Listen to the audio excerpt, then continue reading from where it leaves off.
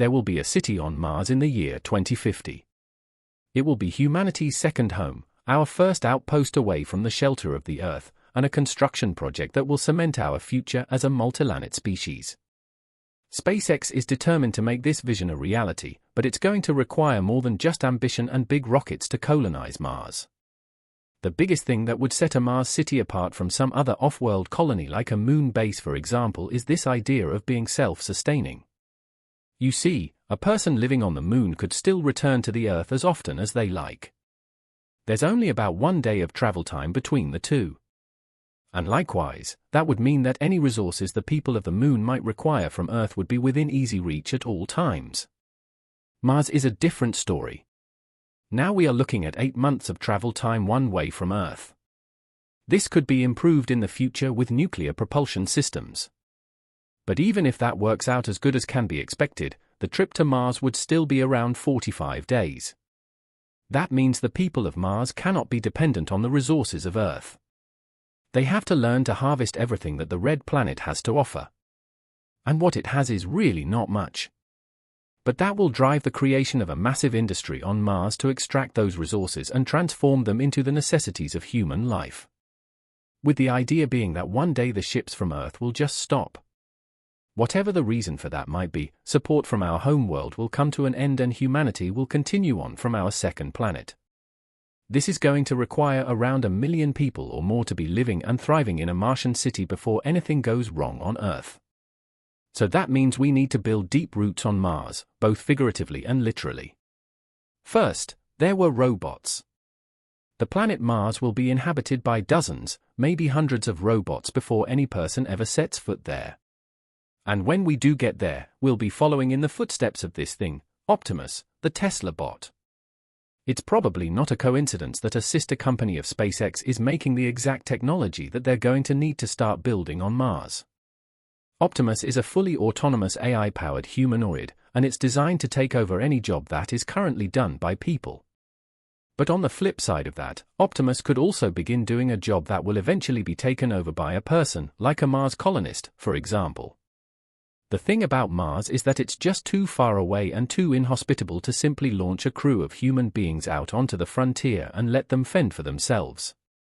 It may have worked for the Europeans colonizing the New World, but the journey to Mars will be by far the most dangerous migration that humankind has ever experienced.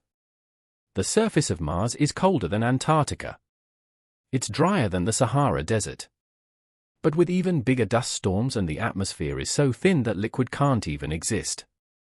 There's just not enough pressure to hold it together. So what you get is instant evaporation. People are mostly liquid.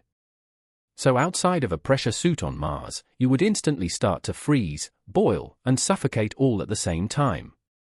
And even if you did stay safe inside your suit, you're still likely to get a heavy dose of radiation. The lack of atmosphere out there means that there's almost nothing separating the Martian surface from the colossal nuclear reactor in space that we call our Sun.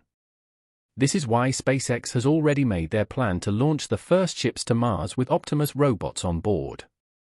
Optimistically, this could happen as early as 2026. SpaceX has a roadmap that shows 5 Starship landers heading to Mars, each one loaded with 10 tons of payload. Now, the only real goal of that first transit will be to land at least one ship without crashing. That's why they want to send more than one at a time, because there will probably be a learning curve. One of the things we know about SpaceX is that they learn through trial and error, and oftentimes that means stuff blows up at first. But once they get it right, they're able to lock in and just keep executing very consistently. So assuming that one ship lands safely and releases a handful of Optimus robots into the Martian landscape, they're still not going to have a whole lot to do until the next wave arrives. 2 years after the first successful landing is when the first real colonial fleet arrives. 20 Starship landers, each carrying 75 tons of cargo, most of which is going to be infrastructure for the first people to arrive. Now, let's talk about where this Mars colony is going to be located.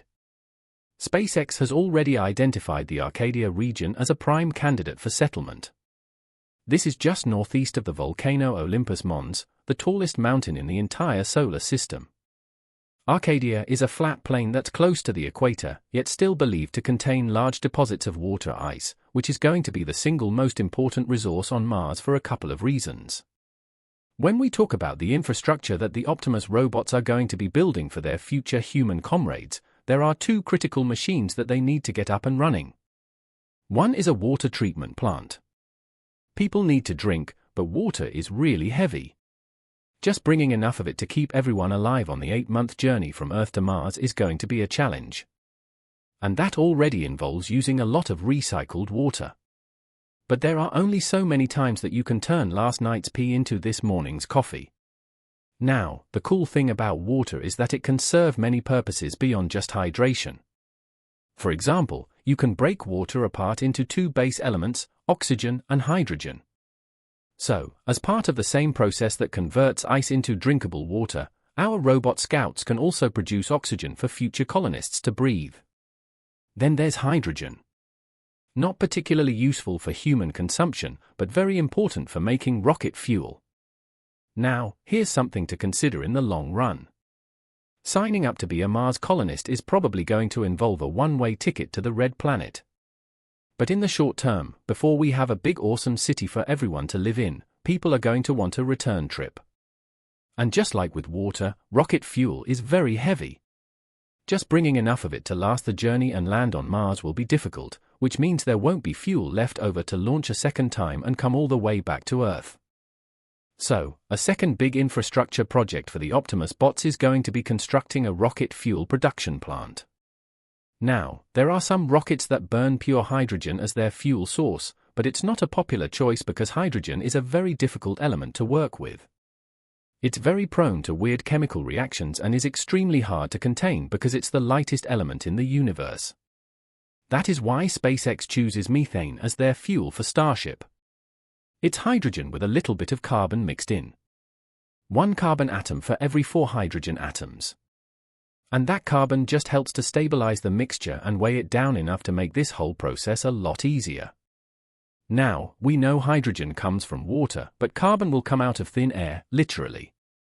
What little atmosphere Mars does have is mostly carbon dioxide. So, a carbon capture device would be able to extract the necessary atoms from the air. You get carbon to make methane and some bonus oxygen for people to breathe. Now, in order to support the new robotic manufacturing industry on Mars, there's going to need to be a mining operation as well. The water ice that we are going to need is located under the ground. That means we need to dig it up. And again, probably not by coincidence, SpaceX is going to have access to some boring technology from another sister company. Now, a full-scale tunneling machine is not going to be practical for early construction on Mars.